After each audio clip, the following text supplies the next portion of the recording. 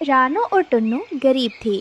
उनका सपना था अपना घर बनाने का। वे नदी किनारे अच्छी मिट्टी ढूंढ रहे थे। रानो, ये चिकनी मिट्टी है। इससे बना घर सर्दियों में बहुत गर्म रहेगा और गर्मियों में ठंडा। हमारे बच्चे इसमें महफूज रहेंगे। पर टुन्नू जी, छत के लिए लकड़ी कहाँ से आएगी? हमारे पास तो फूटी कोड़ी नहीं है। जब रानू और टुन्नू हवेली पहुँचे तो उन्होंने एक भयानक नज़ारा देखा। ठाकुर का गुर्गा शेरू कौवा एक बूढ़े कबूतर को घसीटते हुए ला रहा था। कबूतर खून से लथपथ था। दोस्तों, ये रहे हमारी आज की वीडियो के प्यारे सब्सक्राइबर्स और फॉलोअर्स के नाम। रमेश, रोमंगुल, सारा, फरहान।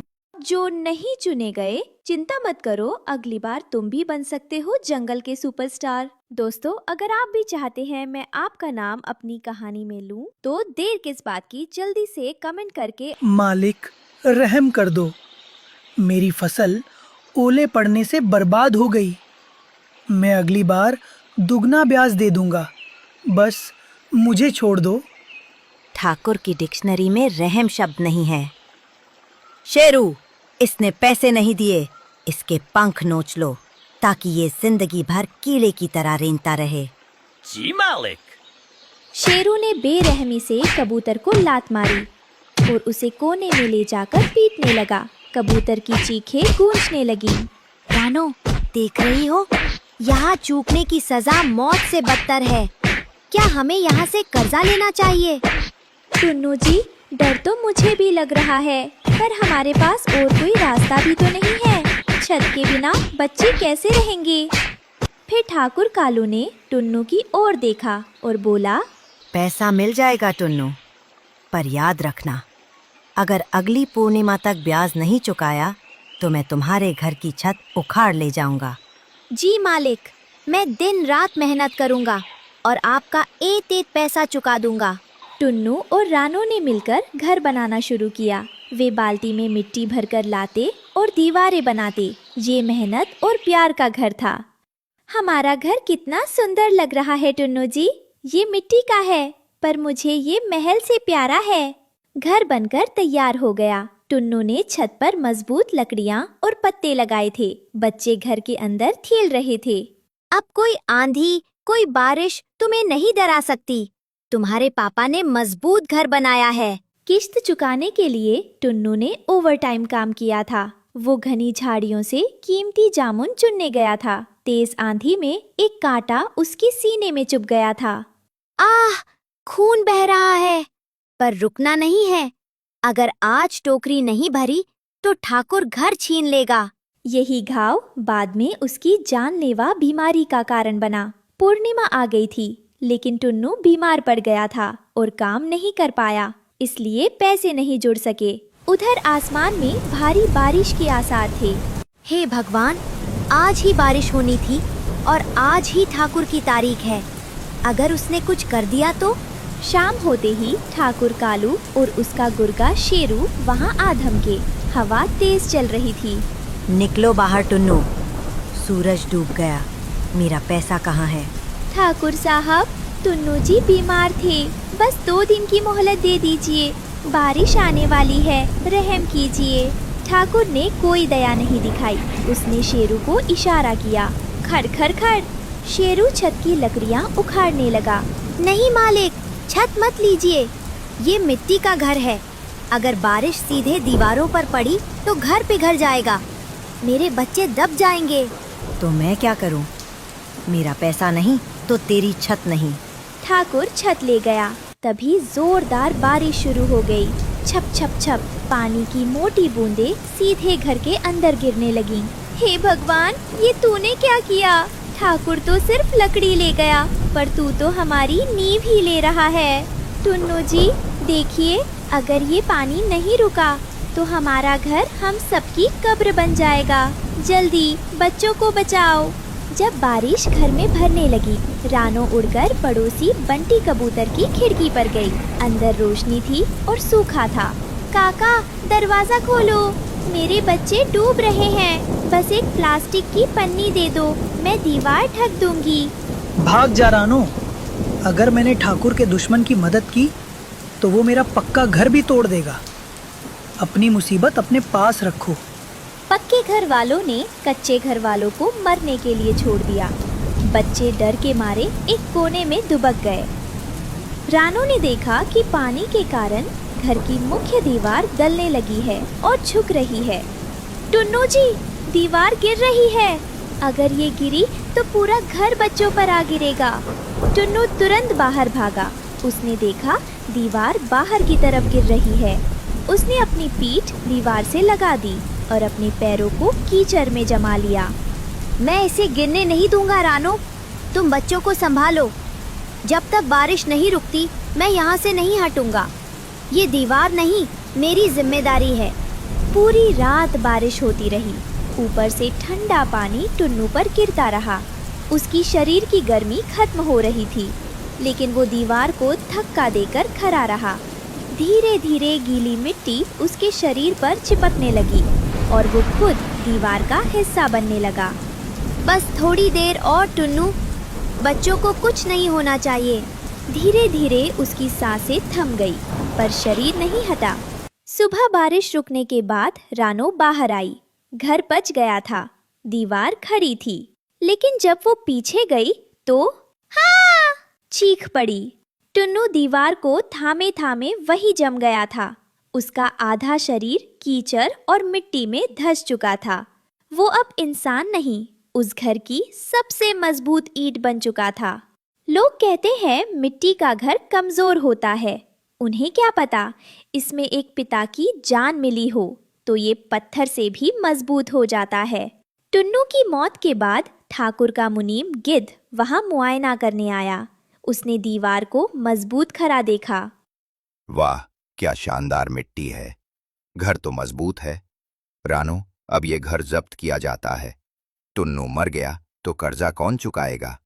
ले जाओ इस घर को, पर याद रखना इस दीवार के अंदर मेरे पति का कंकाल भी है। जब जब इस घर में सोओगे तुम्हें उसकी हड्डियों की खरखराहट सुनाई देगी। ये घर नहीं, कब्र है। ठाकुर कालू उस मिट्टी के घर पर कब्जा करके उसमें रहने चला गया। उसने टुन्नू की बनाई उस दीवार पर अपना नाम लिखवा दिया। वो रात को सुकून से सोने की कोशिश कर रहा था। तभी बाहर जोरदार गर्जना हुई। हल्की बारिश शुरू हुई, लेकिन अजीब बात ये थी कि पानी की बूंदें सिर्फ उसी दीवार पर गिर रही थी जहाँ टुन्नू ने अपनी जान दी थी।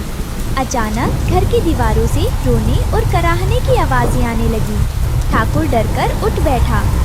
शेरू, देखो बाहर कौन है। ये दीवार कांप क्यों रही है? जैसे ही ठाकुर ने उस दीवार को छुआ, उसे ऐसा लगा जैसे किसी ने उसका पंख पकड़ लिया हो। मिट्टी के अंदर से टुन्नू की ठंडी और भारी आवाज गूंजी। ठाकुर, तूने लकड़ी छीनी थी, घर नहीं। इस घर की मिट्टी में मेरा खून है और ये मिट्टी गद्दारों को पनाह नहीं देती। देखते ही देखते वो दीवार एक विशाल हाथ की तरह मुड़ी और उसने ठाकुर को अपनी आगोश में जकड़ लिया। ठाकुर चिल्लाता रहा, लेकिन मिट्टी उसे अपने अंदर खींचती गई। सुबह जब पक्षी वहां से गुजरे तो उन्होंने देखा कि वो मिट्टी का घर पूरी तरह ढह चुका था। रानो अपने बच्चों के साथ दूर एक पेड़ की छांव में बैठी थी। उसने देखा कि उसी मलबे के बीच से एक नन्हा हरा पौधा फूट रहा।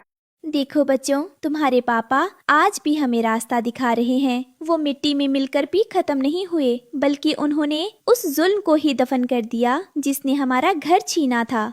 उस दिन के बाद उस जगह पर जो भी कोई जालिम पैर रखता, मिट्टी उसके बोझ से धंसने लगती। लोग कहने लगे कि ये केवल मिट्टी नहीं है, ये एक पिता का कवच है जो अपनी आखिरी सांस के बाद भी अपने परिवार की गरिमा की रक्षा कर रहा है।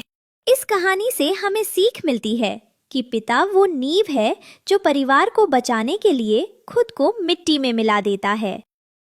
रानो चिड़िया के बच्चे कुकू और गुड़िया उदास बैठे थे। जंगल में बसंत मेले की घोषणा हुई थी और सभी को नए कपड़े पहनने थे। मम्मा, मेले में सब नए नए लहंगे पहन कर आएंगे। क्या मैं भी नया लहंगा पहनूंगी? हाँ मम्मा, गुड़िया के लिए एक छोटा सा लहंगा ले आना। मेरे प्यारे बच्चों, आपकी ये मासूम इच्छा मेरे दिल को छू गई है। मैं जानती हूँ कि हर बच्चा मेले में सबसे सुंदर दिखना चाहता है। मैं वादा करती हूँ मेरी गुड़िया, मैं पूरी कोशिश करूँगी कि तुम्हें सबसे सुंदर पोशाक मिल सके। आप दोनों बिल्कुल चिंता मत करो, आपकी माँ हूँ, हार नहीं मानूंगी। रानो जानती थी कि उसके पास इतने दाने नहीं हैं कि वो महंगा लहंगा खरीद सके। कालू कौवा और गोरी कौवी ने बाजार में एक बड़ी चमकदार दुकान खोली थी। आ जाओ, बसंत मेले के सबसे शानदार लहंगे ले जाओ, चमकदार सितारे जड़े हुए लहंगे। ये आम पंछियों के लिए नहीं है, ये सबसे महंगे और कीमती लहंगे हैं। अरे बाप रे कालू भैया, आपके लहंगे तो बहुत ही महंगे हैं। अच्छी चीज की कीमत होती है हरियाली बहन। रानो चिड़िया अपनी छोटी सी बचत लेकर कालू की दुकान पर पहुंचती है। कालू भैया नमस्ते, मुझे अपनी बेटी गुड़िया के लिए एक छोटा सा लहंगा चाहिए। मैं जानती हूँ आपकी दुकान सबसे अच्छी है, पर मेरी बचत बहुत कम है। क्या आप मेरे लिए, मेरी गुड़िया की खुशी के लिए कोई ऐसा लहंगा दिखा सकते हैं जो थोड़ा सस्ता हो? मेरी बेटी के लिए, बसंत मेले की खुशियों के लिए थोड़ी रियायत कर दीजिए प्लीज। सस्ता? रानो, मेरी दुकान पर सस्ता कुछ नहीं मिलता। ये देखो, सबसे कमजोर लहंगा भी 50 दानों का है। तुम्हारे पास 50 दाने हैं? जाओ जाओ, यहाँ से जाओ। ये दुकान तुम्हारे जैसे गरीबों के लिए नहीं है। रानो चिड़िया की आंखों में आंसू आ जाते हैं और वो बेबस होकर वहाँ से लौट आती है। रानो निराश होकर बंटी कबूतर के खेत के पास एक नदी किनारे बैठकर रोने लगती है। रानो बहन, क्या हुआ? आप परेशान क्यों हैं? बंटी भैया, मेरे मन में कितनी उम्मीद थी कि मैं गुड़िया को थोड़ा सा सुख दे सकूंगी, पर कालू ने, उसने तो मेरा दिल ही तोड़ दिया। उसने कहा ये दुकान तुम्हारे जैसे गरीबों के लिए नहीं है। मैं इतनी बेबस हूँ कि अपनी बेटी की एक छोटी सी इच्छा भी पूरी नहीं कर सकती। मुझे बहुत बुरा लग रहा है कि मेरे बच्चों को सिर्फ मेरी गरीबी की वजह से सिर झुकाना पड़ेगा। हिम्मत रखिए बहन, ऊपर वाला कोई ना कोई रास्ता जरूर दिखाएगा। तभी रानो की नजर खेत की ताजी मुलायम हरी घास और रंग बिरंगे जंगली फूलों पर पड़ती है। उसकी आंखों में एक चमक आती है। रानो चिड़िया बहुत सारी हरी घास, फूल और पतली मजबूत बेलें लेकर अपने घोंसले में आती है। मम्मा, आप ये घास क्यों लाई हो? मेरी गुड़िया के लहंगे के लिए। घास का लहंगा? हाँ बेटी, देखना ये सबसे सुंदर होगा। रानो पूरी रात जागकर प्यार और मेहनत से उस हरी घास को बुनकर एक खूबसूरत लहंगा तैयार करने लगती है। नदी के किनारे सुहानी दोपहर थी। गिल्लू गिलहरी एक बड़े चिकने पत्थर से दूसरे पत्थर पर कूदकर खेल रही थी और रंगीन तितली पानी के ठीक ऊपर उड़ते हुए उसका पीछा कर रही थी। गिल्लू, जरा संभल कर, कहीं पानी में छपाक मत कर देना। अरे मैं नहीं गिरती, तुम अपनी चिंता करो। तुम बताओ, बसंत मेले के लिए क्या तैयारी की है? मैं तो अपने पंखों पर फूलों का सबसे चमकदार नया रंग लगाऊंगी। तुम क्या पहनोगी? मैं तो अपनी पूंछ को अच्छे से संवार लूंगी, लेकिन मुझे रानो दीदी की चिंता हो रही है। क्यों? रानो दीदी को क्या हुआ? मैंने सुबह उन्हें कालू कौवे की महंगी लहंगों की दुकान से बहुत उदास होकर लौटते देखा था। जरूर वो गुड़िया के लिए लहंगा नहीं ले पाई। हे भगवान, वो बेचारी गुड़िया बहुत उदास होगी। वो कालू कौवा भी बहुत लालची है। चलो हम चलकर उनका हाल चाल लेते हैं, शायद हम उनकी कोई मदद कर सके। दोनों दोस्त रानो चिड़िया के घोंसले की तरफ चल देती हैं।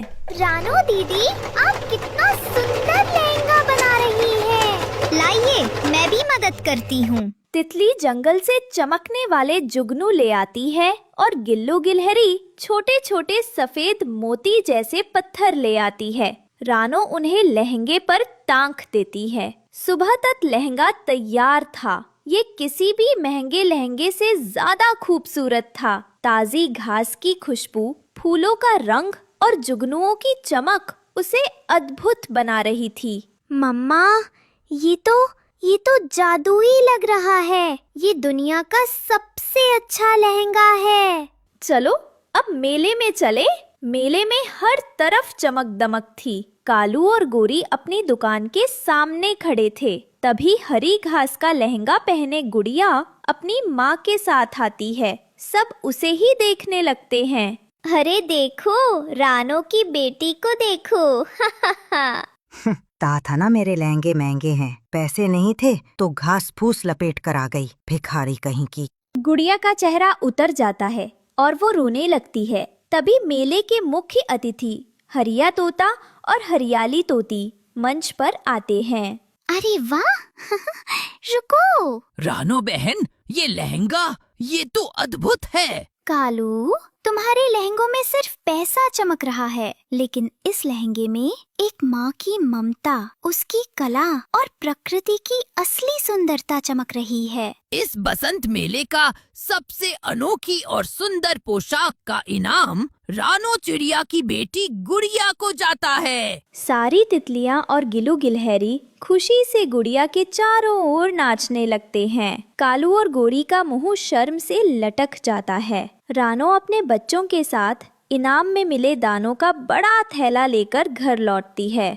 मम्मा, मुझे वो महंगे चमकने वाले लहंगे नहीं चाहिए। मुझे बस आपके हाथ का बना यही घास वाला लहंगा चाहिए। मेरे बच्चों, असली सुंदरता महंगी चीजों में नहीं, सादगी, मेहनत और प्यार में होती है। और तुम्हारी ये जीत बेटा, ये दिखाती है कि दिल की अच्छाई हमेशा दिखावे पर भारी पड़ती है। कालू और गोरी को सबक मिल चुका था कि घमंड और लालच का सिर हमेशा नीचा होता है। उस दिन के बाद कालू ने अपनी दुकान में सस्ती और सुंदर चीजें भी रखनी शुरू कर दी और प्यार भरे दिल से पक्षियों की मदद करने लगा। रानो चिड़िया और गुड़िया का घास का लहंगा जंगल में मेहनत और ममता की मिसाल बन गया। ये कहानी हमें सिखाती है कि सच्ची सुंदरता और खुशी भौतिक चीजों में नहीं, बल्कि प्यार, मेहनत और सादगी में होती। कड़ाके की ठंड और तूफानी हवाओं वाली एक अंधेरी रात थी। इंसानों की बस्ती में एक घर की छत पर रखी पानी की टंकी हिल रही थी। अरे सुनो, बाहर देखो कितना भयंकर तूफान है। मुझे डर लग रहा है। छत पर रखी हमारी नई पानी की टंकी का ढक्कन जोर जोर से बज रहा है। इस हवा में बाहर कौन जाएगा? उम्मीद है सुबह तक सब ठीक रहे। लेकिन हवा बहुत तेज थी। एक जोरदार गड़गड़ाहट हुई और वह भारी प्लास्टिक की टंकी हवा में किसी पत्ते की तरह उड़कर पास के घने जंगल की ओर चली गई। उसी ठंडी रात में रानो चिड़िया अपने 2 छोटे बच्चों के साथ अपने टूटे घोंसले में कांप रही थी। माँ, बहुत ठंड लग रही है और इस टूटे घोंसले में बर्फीली हवा आ रही है। मत रो मेरे बच्चे, हिम्मत रखो। ये रात कट जाए, कल मैं घोंसले के लिए और घास ले आऊंगी। माँ, भूख भी लगी है। मेरा पेट दर्द कर रहा है। कल सुबह होते ही मैं तुम दोनों के लिए ढेर सारा दाना लाऊंगी। अभी सो जाओ। रानो की आंखों में आंसू थे। तूफान ने उसका घोंसला तोड़ा ही था, साथ ही सारा जमा किया हुआ दाना भीग गया था और उड़ गया था। वह जानती थी कि उसके छोटे बच्चे इस ठंड को ज्यादा देर बर्दाश्त नहीं कर पाएंगे। अरे देखिए, वह क्या है? नीले रंग का एक बड़ा और अजीब सा गोला।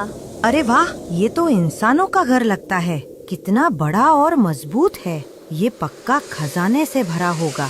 वह वही प्लास्टिक की टंकी थी जो रात को उड़कर आई थी।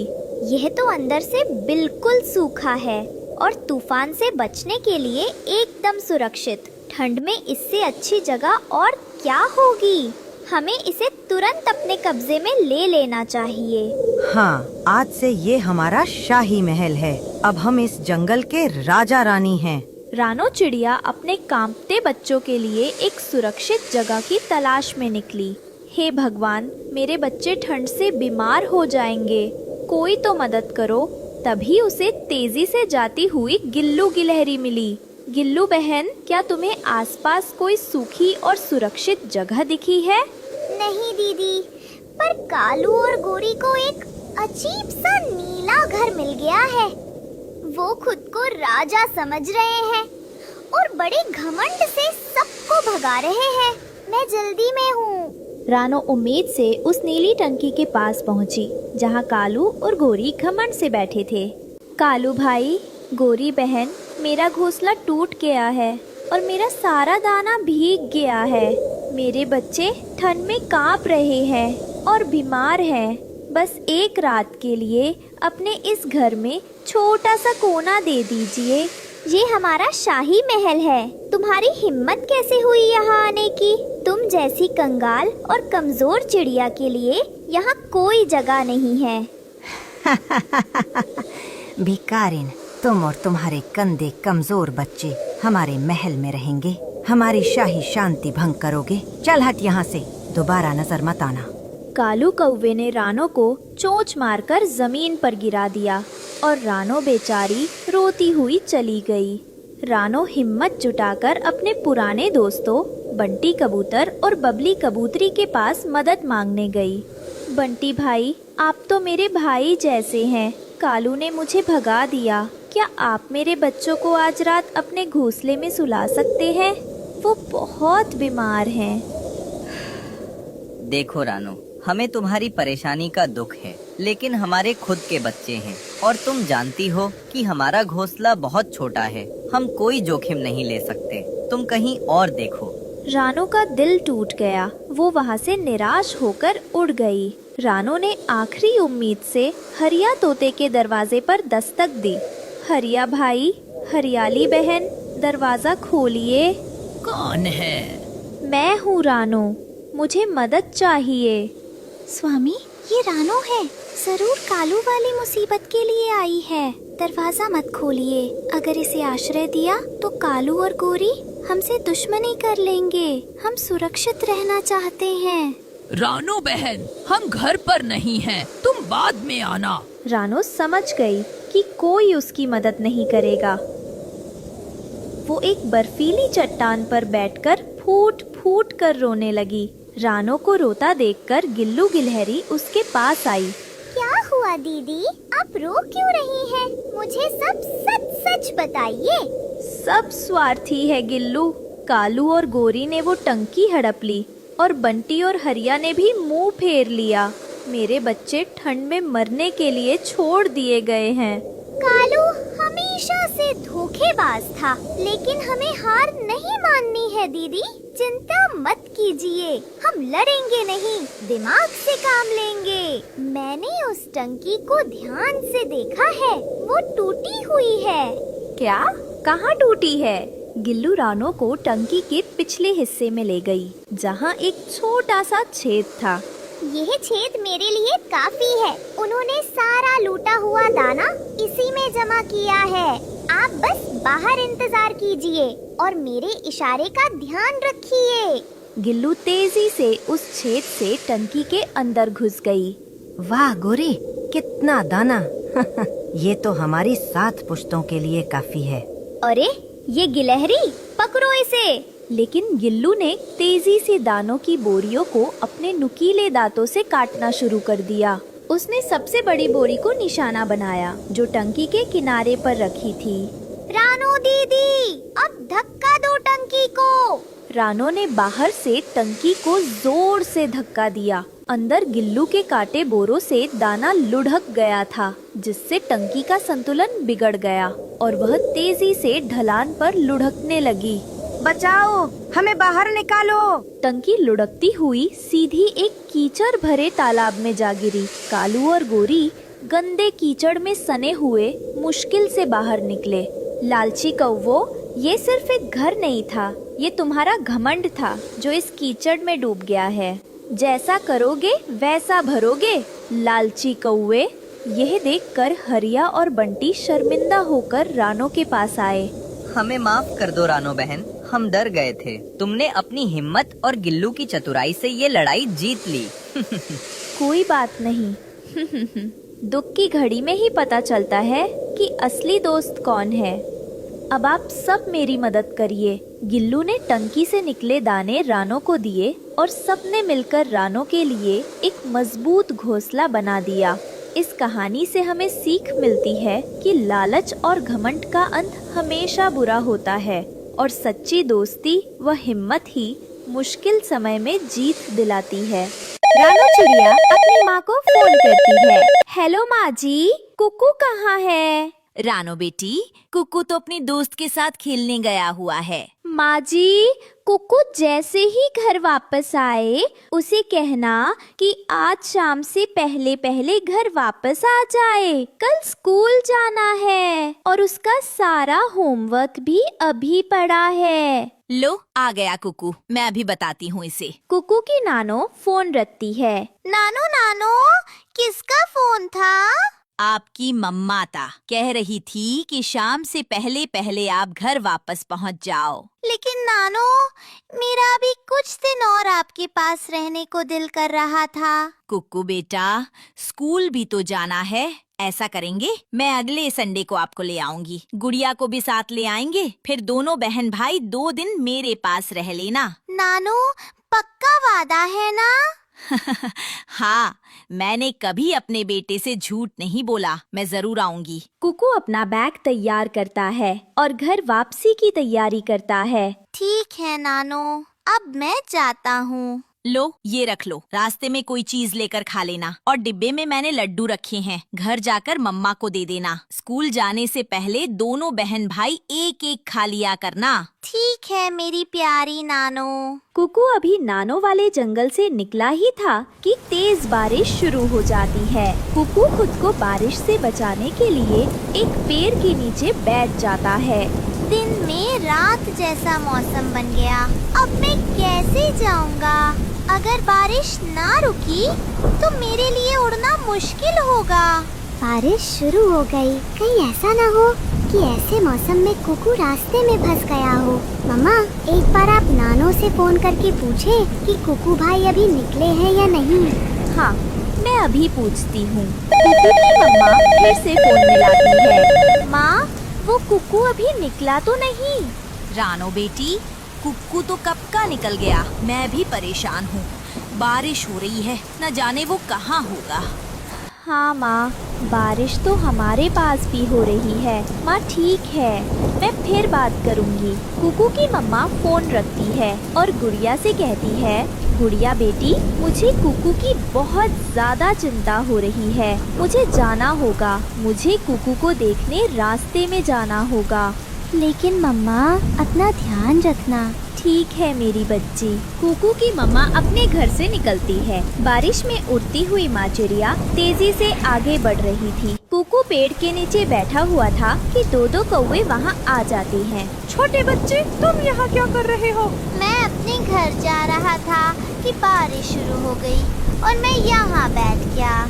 चलो, हम तुम्हें तुम्हारे घर छोड़ देते हैं। नहीं अंकल, मैं ठीक हूँ। जब बारिश रुकेगी तो मैं अपने घर चला जाऊँगा।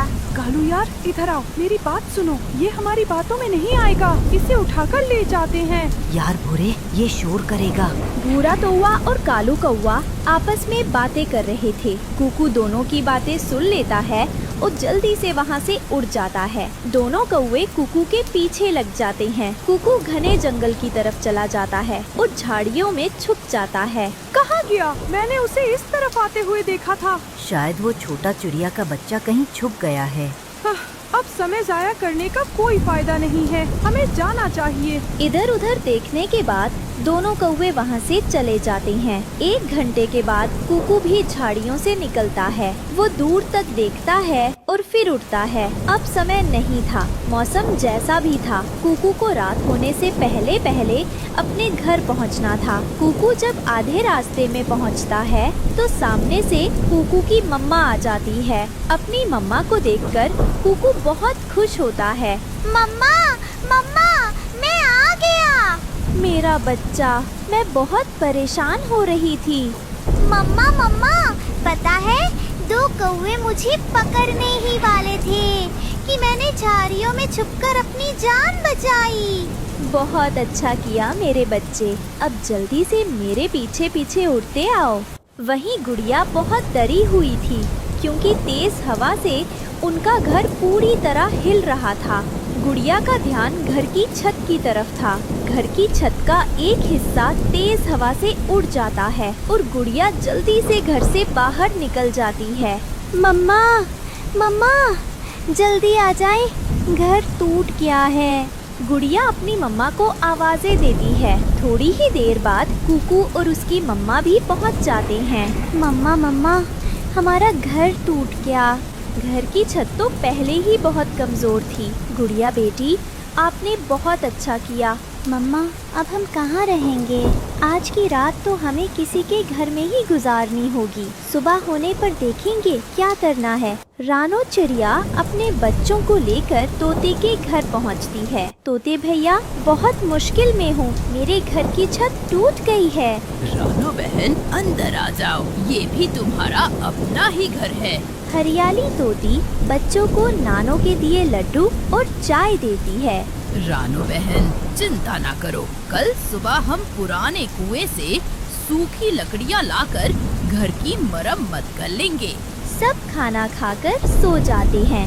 सारी रात बारिश होती रहती है। सुबह तक बारिश थम चुकी थी। रानो बच्चों को तोते के घर छोड़कर तोते के साथ लकड़ियां लेने जाती है, लेकिन पुराने कुएं के पास एक भी सूखी लकड़ी नहीं थी। तोते भैया, यहाँ तो कोई लकड़ी नहीं है। चलो कबूतर के पास जाते हैं। वो कबूतर के पास जाते हैं। यार तोते, सूखी लकड़ियाँ तो मैंने बुलबुल को दे दी, लेकिन मेरे पास कुल्हाड़ा है। चलो हम जंगल से सूखी लकड़ियाँ काट लाते हैं। तीनों दोस्त मिलकर काम करते हैं और जल्दी ही घर बनाने लायक लकड़ियाँ जमा कर लेते हैं। वापस आकर तीनों मिलकर रानो के घर की छत की मरम्मत कर लेते हैं। मेरे दोस्तों, आपका बहुत शुक्रिया। रानो, मुश्किल समय में दोस्त ही दोस्त के काम आते हैं। तोता और कबूतर चले जाते हैं। रानो चिड़िया अपने बच्चों को घर ले आती है। आज मौसम ठीक है। चलो, आज मैं अपने बच्चों को चावल बनाकर खिलाती हूँ। चावलों का सुनकर दोनों बच्चे खुश हो जाते हैं। वो सब मिलकर चावल खाते हैं और खुशी खुशी सो जाते हैं। मुश्किल वक्त गुजर चुका।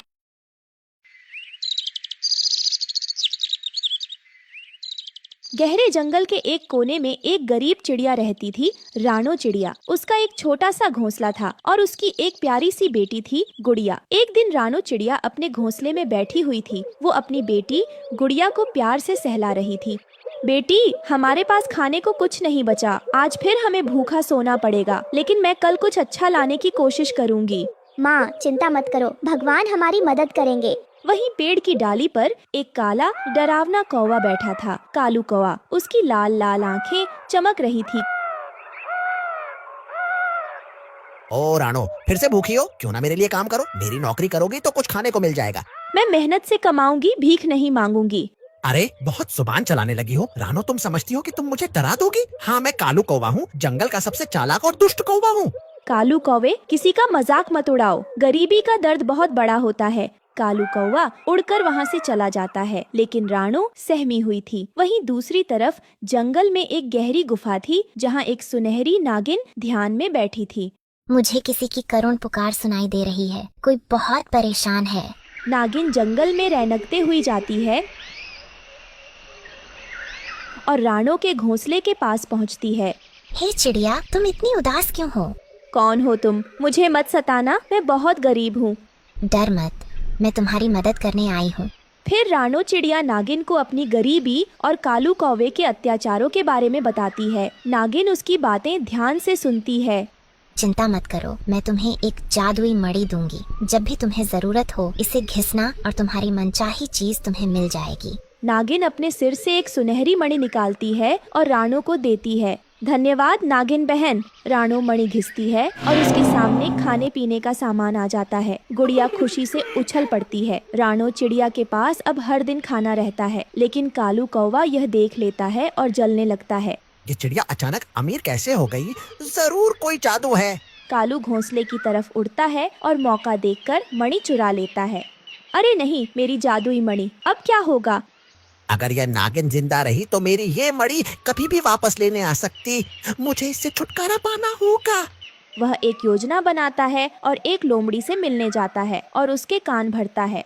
अरे लोमड़ी बहन, जंगल में एक नागिन ने जादुई फल उगाए हैं। अगर तुम उसे मार दो तो उसके खजाने पर तुम्हारा हक होगा। इच्छाधारी नागिन, उसका मतलब तो वो जादू से कुछ भी बना सकती है। हाँ, और वो रानो चिड़िया को खजाना देने वाली है। अगर हम उसे पकड़ लें तो सारा खजाना हमारा हो सकता है। सच? फिर तो मुझे उसे पकड़ना ही होगा। लोमड़ी चुपके से नागिन की गुफा की ओर बढ़ती है। अरे नागिन, बाहर निकलो, आज तुम्हारी आखिरी रात है। नागिन समझ जाती है कि कोई चाल चली गई है। वह गुस्से में बाहर आती है। किसने तुम्हें मेरी गुफा तक पहुंचने की हिम्मत दी? लोमड़ी नागिन पर हमला करती है, लेकिन नागिन अपनी शक्ति से खुद को बचा लेती है। एक भयंकर लड़ाई होती है। वहीं रानो चिड़िया और गुड़िया चिड़िया दूर से यह सब देख रही होती हैं। माँ, नागिन माँ पर हमला हो रहा है, हमें कुछ करना होगा। हाँ, हमें उसकी मदद करनी होगी। उसने हमारी बहुत मदद की है। रानो चिड़िया जंगल में आग लगा देती है, जिससे लोमड़ी डरकर भाग जाती है। धन्यवाद रानो, तुमने मेरी जान बचाई। फिर रानो चिड़िया नागिन को सब कुछ बता देती है। नागिन अब सब समझ चुकी थी कि यह चाल किसकी थी।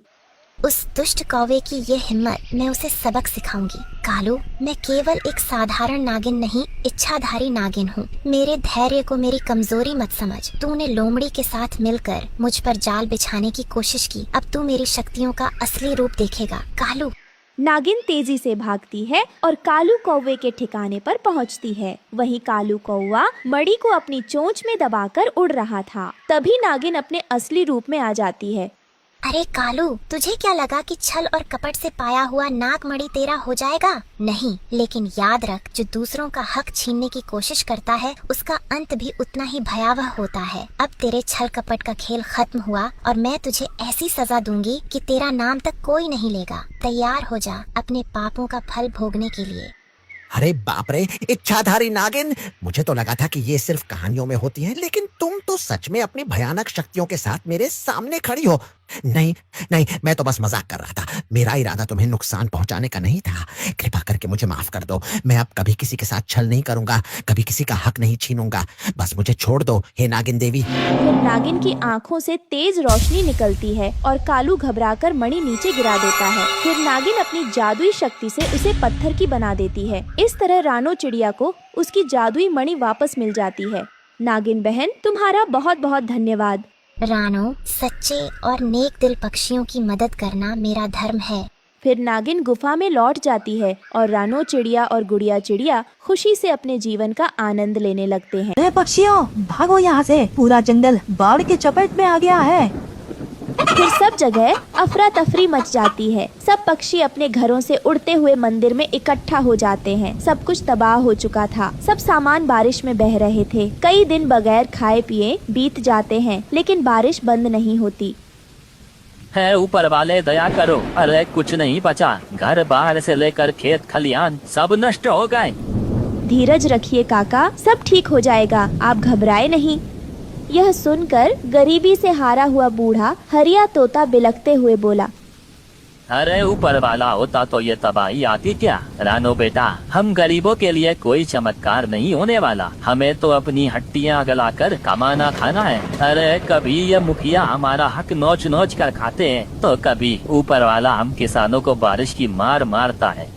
कई दिनों तक बारिश के कहर में भूखे रहने की वजह से सबके चेहरे एकदम मुरझा से गए थे। तभी भूख से तड़पती हुए गुड़िया ने कहा, पिताजी, मुझे बहुत जोरों की भूख लगी है, खाना चाहिए, पेट में दर्द हो रहा है, 3 दिन से कुछ नहीं खाया। बेटिया सब्र कर, क्योंकि अभी अन्न का एक दाना भी नहीं बचा हमारे पास। पूरा गांव तबाह हो चुका है।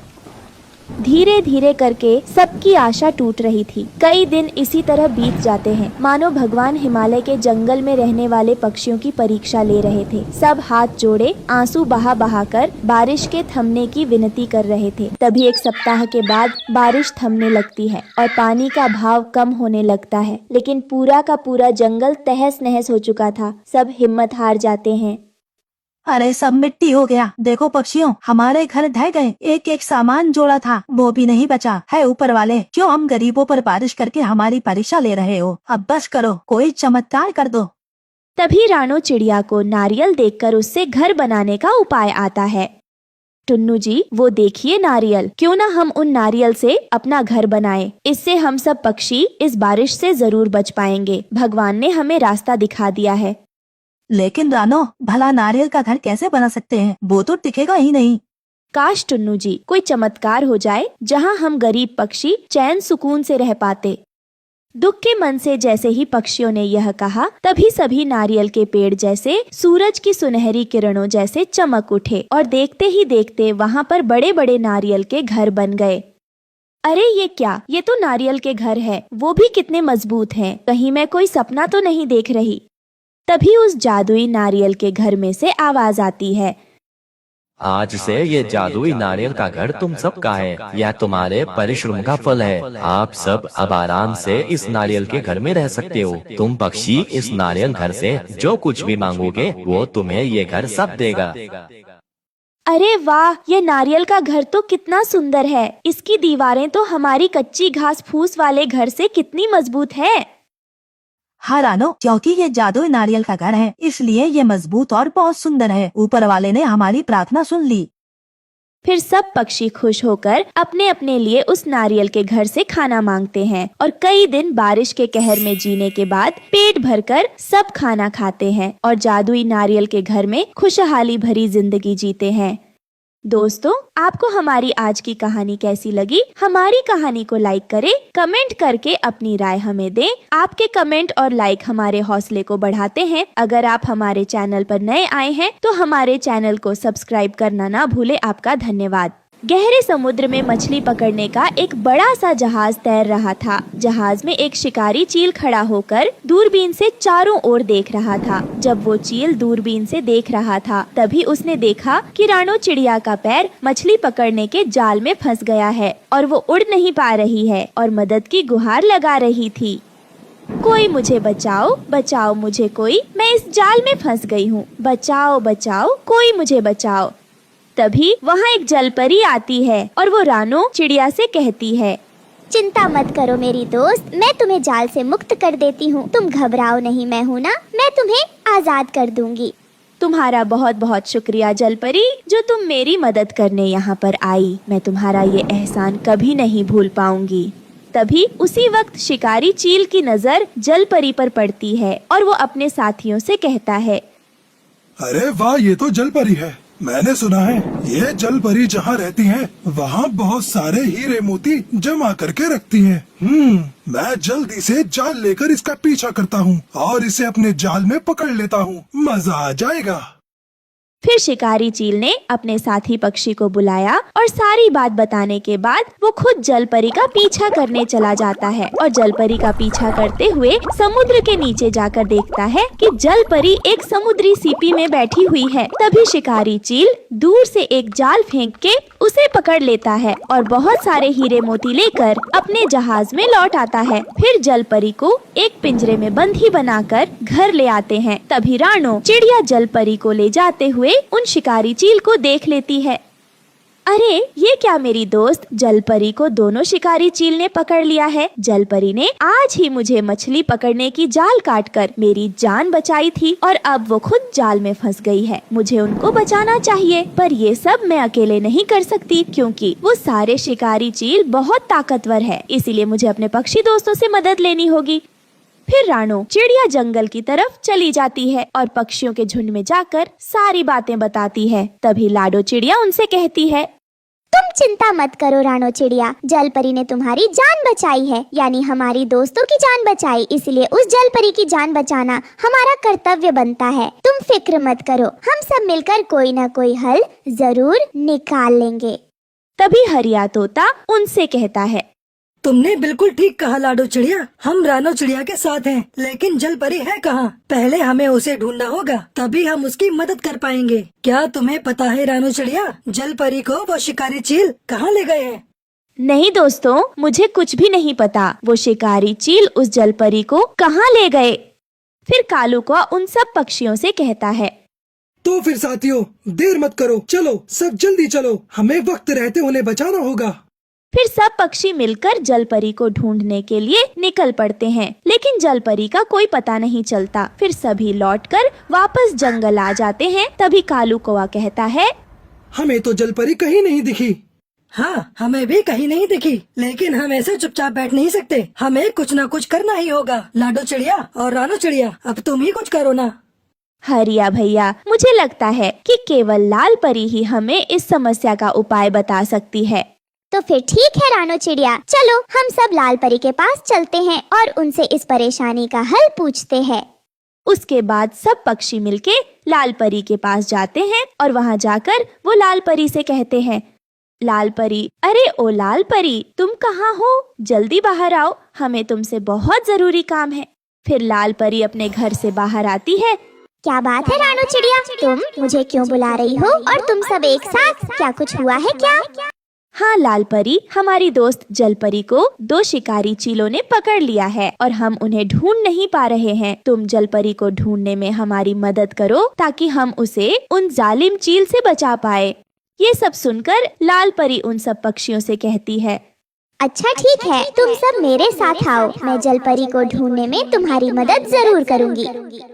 उसके बाद सब पक्षी लाल परी के साथ जाते हैं और लाल परी एक तालाब के पास रुकती है। फिर अपनी जादुई छड़ी को पानी में स्पर्श करती है। तभी वह पानी की तरफ देखकर कहती है, जलपरी को दोनों शिकारी चील ने एक बड़े से पिंजरे में बंधी बनाकर रखा है और वो दोनों जलपरी को उसके घर से पकड़कर लाए थे और जलपरी के घर से उन्होंने बहुत सारे हीरे मोती और बहुत सारे अनमोल रत्न चुरा कर लेकर आए थे और अभी वो दोनों जालिम चील जलपरी से कह रहे हैं, सुनो जलपरी, हम जानते हैं कि तुम्हारे पास बहुत सारे हीरे मोती का खजाना है। हमें सिर्फ उस जगह के बारे में बता दो, हम वहाँ से सारा खजाना लेकर आ जाएंगे, क्योंकि हमें खजाने से मतलब है, ना कि तुमसे। हम तुम्हें छोड़ देंगे, बस हमें जो चाहिए वो तुम हमें बता दो।